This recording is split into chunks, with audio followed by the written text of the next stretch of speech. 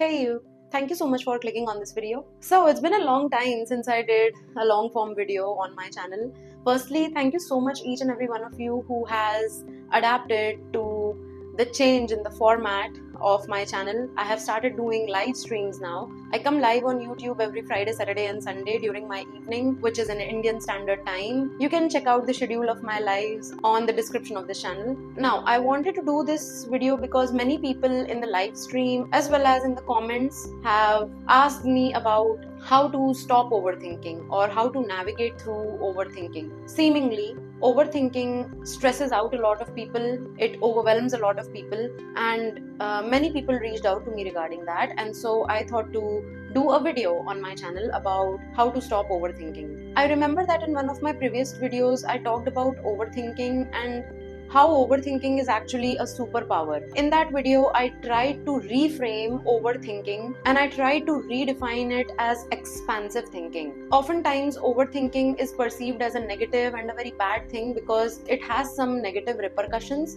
but actually, it's not really that bad. It's just our mind not knowing the limit to which we can think or not knowing the direction in which we should think. So yeah, before you watch this video till the end, I would really encourage you to watch that video that I did on overthinking previously so that you can gain some perspective about overthinking. So firstly, if you are an overthinker, I want you to know that overthinking in itself is not a negative thing. The negative thing is that you are not in control of your thought pattern. You are letting the thought pattern control you. Once you start controlling or redirecting your thought patterns, overthinking actually starts working in your own benefit. Now, how to get back in control of your thought pattern? There is a step-by-step process that I follow, and it's not a lengthy step, it's just a few steps that I follow to get back in control of my mind. So the first step in my process is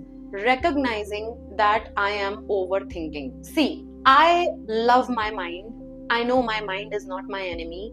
My mind can produce some very creative thoughts, but sometimes my mind can also get stuck on thought loops. Point being, not all thoughts in my head are related to overthinking and not all thoughts are bad. One very distinctive way to identify that I'm overthinking is when I start feeling something negative in my body when I am thinking about something. For example, if I start feeling really anxious or really nervous, or let's say if I'm thinking about something and that thought process starts making me feel angry, or if it starts making me feel triggered, it makes me feel tired or depressed, the emotions that I do not really want to feel. If I start feeling those emotions in my body while I am thinking, it means that I am thinking a lot and I am not thinking in the right direction. So yeah, one way to identify that you are overthinking is to identify the emotions that you are feeling in your body when you are in that thought process. And if that emotion is negative,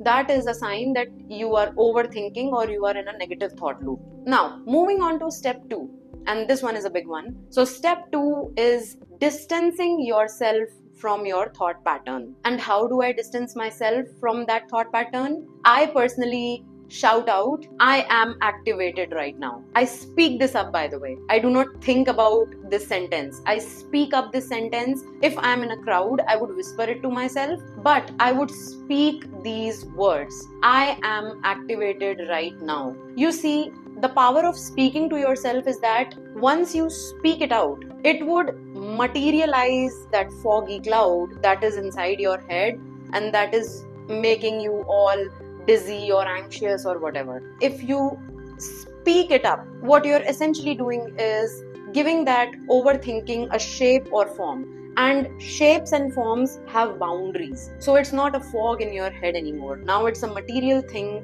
that you can set boundaries to. So yeah, after step 1, what you need to do is just speak up some statement of your own choosing. I can list some statements here that you can say to yourself or whisper to yourself whenever you are in a crowd. I personally use, I am activated right now. Now, moving on to step 3.